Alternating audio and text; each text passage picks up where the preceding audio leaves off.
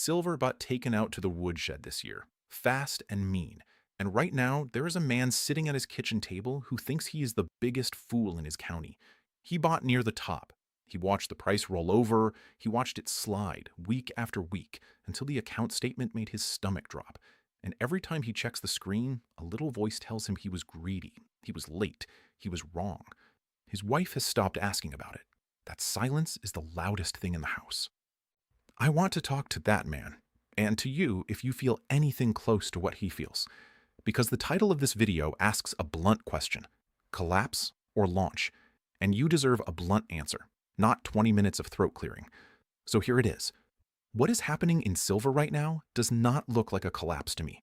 It looks like a violent, ugly, completely normal pullback inside a much larger move, the kind that shakes out the nervous and terrifies the patient, and when it is over, tends to hand the medal to whoever had the stomach to hold. That is a case, not a promise, not a guarantee, and not personal advice about your money.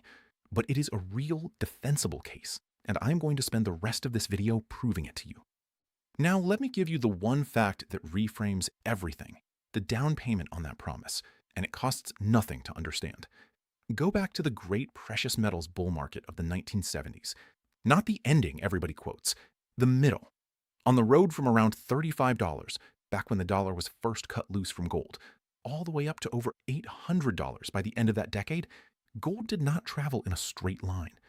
In the middle of that run, with inflation raging, with every reason in the world to go up, gold fell by roughly 40%, nearly cut in half, mid-bull, during the very inflation that was supposed to send it soaring.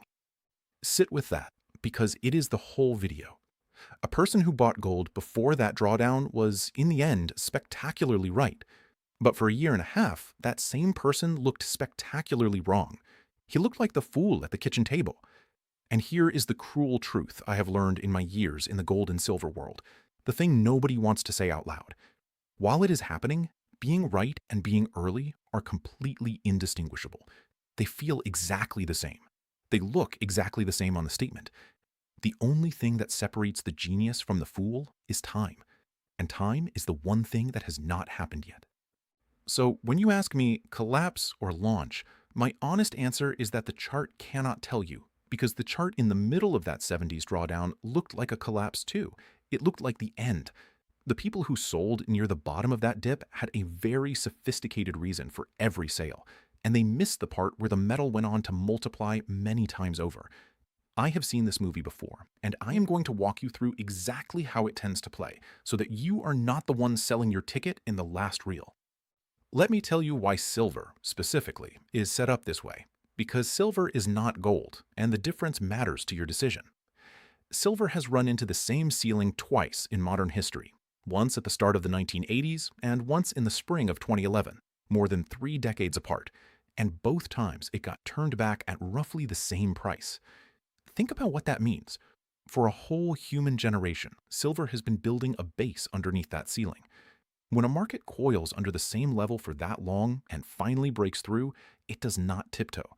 And here is the detail the financial channels breeze right past. Silver's old peak, adjusted for everything the dollar has lost since, is far, far above where the number sits today. In real terms, in honest terms, silver has never gotten back to where it already was once before. It is not expensive up here. By that measure, it is still catching up. Underneath the price, there is something even harder, and it does not care what the screen prints this morning. The world has been pulling more silver out of the ground than it puts back for years running now, a structural deficit, drawing down the above-ground stockpile to cover the gap. And the reason is not coins in a drawer. It is industry. Silver goes into solar panels, into electronics, into the guts of the modern economy. And here is the part that makes it different from gold. Gold is hoarded. Almost every ounce ever mined still exists, sitting in a vault somewhere. Silver is burned. It gets used up in tiny amounts, spread so thin across so many devices that it is uneconomic to ever dig back out. Gold is saved. Silver is spent. So the shortage is not a headline that comes and goes. It is a slow, grinding drawdown that has been running underneath this whole correction. Then why did it fall? If the story is so strong, why is that man at the kitchen table down badly? This is where you have to understand who is on the other side of your trade. And this is the part the big banks and the trading desks do not want you thinking about too hard. A market like silver is thin, and it is emotional, and that makes it the perfect place to run people over. When the paper market wants to shake out weak hands, it can slam the price in days on nothing, on no change in a deficit, on no change in the demand, on no news at all that touches the actual metal. We have watched it happen. There have been moments when the rules of the exchange were tightened and silver dropped by nearly a third in a matter of days, while absolutely nothing changed about how much silver the world had or needed. Nothing fundamental moved. Only the fear moved. And fear, for those desks, is a product they sell back to you. That is what a shakeout is. It is not the market telling you that you are wrong. It is the market testing whether you can be scared out of something you correctly own. And I need to stop here, because if you are holding silver right now and your stomach knots every single time you check the screen, I understand that completely. I am not going to insult you by pretending I know the day this turns. I do not. Nobody sending you a newsletter does either. What I can tell you is that in every real bull market I have studied and lived through, there is a moment that feels exactly like this one, where the smart-sounding thing and the wrong thing are the same thing. And this is the moment I have to say the most important thing in this entire video, because it is right here, at this exact fear peak, that people make the mistake that actually cost them their retirement. It is not buying the wrong thing. It is being forced to sell the right thing at the worst possible time. So let me tell you how retirees are protecting themselves against exactly that, and it is simpler and more established than most people realize. The biggest, most informed buyers on the planet, the central banks, have been buying gold at a record pace, more than 1,000 tons a year, 3 years running, roughly double what they bought the decade before. They are not doing it to get rich. They are doing it to hold something that cannot be printed and cannot be frozen. And here is the part almost nobody tells you. There is a perfectly legal way for an ordinary American to do the very same thing inside the retirement account you already have. You can move a portion of an existing 401k or IRA into physical gold and silver, real metal, without taxes and without penalties, through what is called a self-directed precious metals IRA. We put together a free guide that walks you through exactly how it works.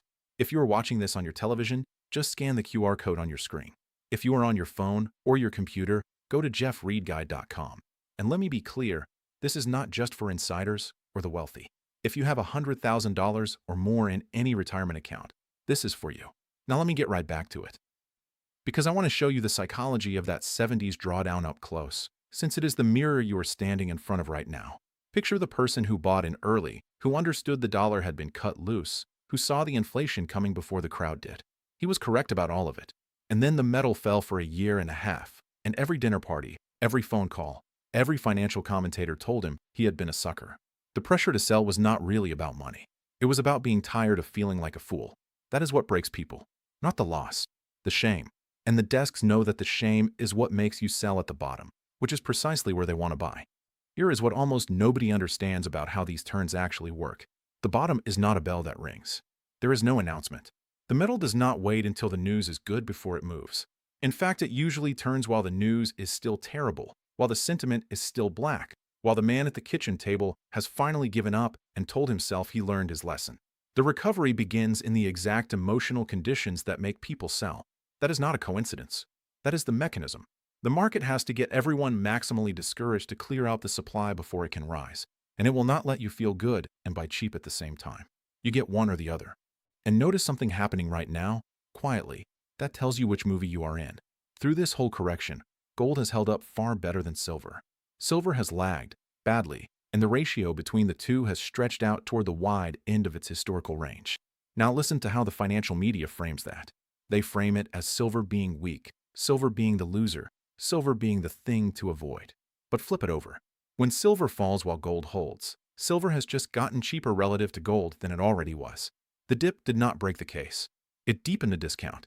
Historically, when that ratio gets stretched this wide and then the metals turn together, silver is the one that runs harder because it is smaller and thinner and it moves violently in both directions. The very weakness they are pointing at is the coiled spring. Let me widen the lens, because this is not just a silver story, it is a monetary one, and that is the spine holding all of it up. Something broke in the old rules recently that should have every serious person paying attention. For decades, the textbook said gold falls when real yields rise, a clean inverse relationship you could set your watch to. Lately, that rule has simply stopped working. Gold has climbed even as those yields stayed high, and the old correlation snapped. When a relationship that reliable breaks, It is telling you the buyer has changed. It is no longer just the trader chasing yield.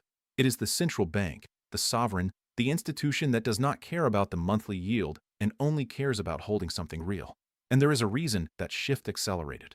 Not long ago, the world watched one major power have its foreign reserves frozen overnight. Every other central bank on earth took the lesson instantly. Money you hold in someone else's system can be switched off. Gold in your own vault cannot. And that is a door that does not close again once it has been opened. So step back and ask the honest question the title demands. Does that sound like the backdrop for a collapse, a true end of the road? Silver going quietly back to sleep for another generation? Central banks buying real money hand over fist? A structural shortage that grows a little worse each year? A metal that in real terms never got back to a peak it hit decades ago? And a correction driven not by any of the fundamentals, but by the reliable, repeatable machinery of a shakeout. I have watched this exact setup play out more than once, and I will tell you plainly, collapses do not usually happen while the strongest buyers in the world are accumulating and the underlying shortage is deepening. That is not what a top looks like. A top is a mania, a country full of amateur experts, a line around the block at the coin shop. Look around. There is no mania here. There is a man at his kitchen table wondering if he was a fool. That is what a bottom feels like, not a top. Now let me be as honest with you about the risks as I have been about the case, because a person who only tells you the upside is a person you should not trust. Could silver fall further before it turns?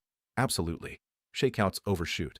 The paper market can push it lower and hold it there longer than feels reasonable, and I am not going to pretend I can rule that out, because I cannot. There is a force that genuinely ends these runs, and it is worth naming. The real enemy of gold and silver is not a bad week or a scary chart. It is a real return somewhere safer, a moment when holding cash actually pays you more than inflation is taking, the way it did when a determined central banker once cranked rates into the high teens and put the metals to sleep for years. That is the thing that can truly break this. And here is the point. That is not the world we are in. We are in a world of a divided, cautious Fed, now under a chairman who has deliberately chosen to give the markets fewer signals, not more, a Fed that just held its ground in a split, contentious decision. That is a world of uncertainty and hesitation, not a world of a real return crushing the case for hard money. So what do you actually do about your own position if you are that man at the table or standing near him? Let me give you principles, not a prescription, because your situation is yours, and I will not pretend otherwise. First, own the metal, the real thing, not a paper claim on somebody else's promise, because in the moment it matters most, the difference between the two becomes the whole game. Second, and this is the one that saves retirements, size your position so that a shakeout can never force your hand. The people destroyed in that 70s drawdown were almost never the ones who simply owned gold. They were the ones who owned too much of it, with money they could not afford to tie up, so that when the dip came, they were forced to sell into the bottom to raise cash.